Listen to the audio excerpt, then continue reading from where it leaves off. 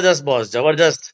આ છે અમદાવાદનું ઉત્તરાયણનો તહેવાર અને અમદાવાદની પોળ ઉપર જે લોકોએ પતંગ સવારી કરી છે, દરેક વ્યક્તિ અમદાવાદની પોળના ધાબા ઉપર પહોંચી ચૂક્યા છે.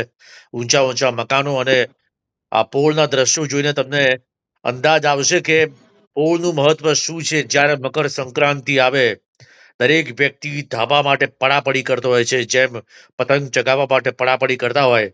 તો આ છે પતંગ રસિકો, એ ખેલૈયાઓ, જેઓ સવારથી જ પહોંચી ચૂક્યા છે તેમના મકાનના ધાબા ઉપર. તેમના મિત્રોને, સગા સ્નેહીઓને બધાને બોલાવી દીધા અને જે પતંગ યુદ્ધ ખેલાઈ રહ્યું છે અમદાવાદની પોળ પર, તેનો અદ્ભુત નજારો, તેના લાઈવ દ્રશ્યો બતાવી રહ્યા છે અમારા ખાસ મિત્ર સંજય નાયક દ્વારા. તો આ લાઈવ દ્રશ્યો તમે જોઈ રહ્યા છો સમગ્ર વિશ્વના પતંગ રસિકો, જે અમદાવાદની પોળના દ્રશ્યો છે, જે જબરદસ્ત લાઈવ આ દ્રશ્યો તમે જોઈ રહ્યા છો મારા યુટ્યુબ ચેનલ ઉપર. અને સંજય નાયક તમને બતાવી રહ્યા છે. આ છે મહાનુભાવ સંજય નાયક, જેઓ દરેક તહેવારને જબરજસ્ત રીતે ઉજવે છે. અને એક જ એવો તહેવાર છે ઉત્તરાયણનો કે જેમાં તે ફટાકડા ફોડશે, ગરબા રમશે અને પતંગ ચગાવશે. તો સંજય નાયકે જે આ દ્રશ્ય બતાવ્યા છે તે માટે તેમનો ખૂબ ખૂબ આભાર. તમામ વ્યક્તિઓ તેમનો આભાર માની રહ્યા છે.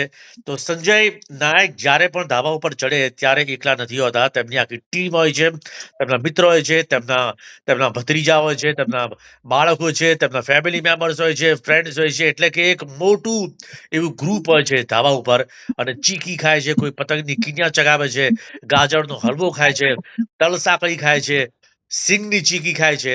અને આ બધું જ ઝાપડતા ઝાપડતા અને પતંગનો પેચ લડાવવાનું તેઓ ચૂકતા નથી હોતા. તો સોરી ફોર ધ ઇન્ટરપ્શન, વચ્ચે થોડુંક બફરિંગ થઈ ગયું, પણ આ દ્રશ્યો જુઓ તમે અમદાવાદની પોળના. સાંજનો સમય છે અને ધાબા ઉપર એક પણ ધાબુ તમને ખાલી જોવા નહીં મળે, એક પણ ધાબુ તમને ખાલી જોવા નહીં મળે. અને આકાશી યુદ્ધ જે લડાતું હોય પતંગો દ્વારા, અલગ અલગ કલરના પતંગો દ્વારા, તેવા અદ્ભુત નજારાને આપ માણી રહ્યા છો હાલ. અમદાવાદથી સીધા જ આ દ્રશ્યો હું તમને બતાવી રહ્યો છું. તો thank you so much darling Sanjay Nayak, મારો ખાસ મિત્ર. અને કોઈ પણ તહેવાર હોય તો સંજયનો ઉત્સાહ એ ચરમસીમા પર હોય છે. અને એ જ કારણ છે કે અમદાવાદીઓ દરેક તહેવારને આ રીતે ઉજવતા હોય છે, જેથી કરીને ઉત્સાહ બરકરાર રહેવો જોઈએ.